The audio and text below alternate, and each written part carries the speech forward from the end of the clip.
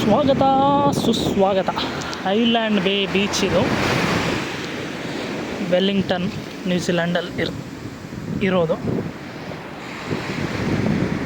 ಇಲ್ಲಿಂದ 1.5 ಕಿಲೋಮೀಟ್ರ್ ಆ ಗುಡ್ಡ ದಾಟಿ ಆಚೆ ಹೋದರೆ ನನ್ನ ಮನೆ ಇದೆ. ನನ್ನ ಮನೆ ಪಕ್ಕನೂ ಲಾಯಲ್ ಬೇ ಬೀಚ್ ಇದೆ.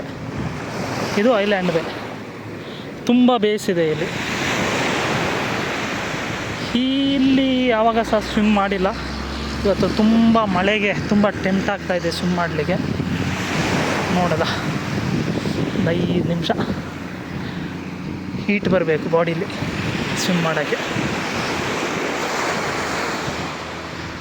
ಆ ಗುಡ್ಡ ಎಲ್ಲ ಸಂಪೂರ್ಣವಾಗಿ ಮುಚ್ಚೋಗಿದೆ ಮಳೆಯಿಂದ.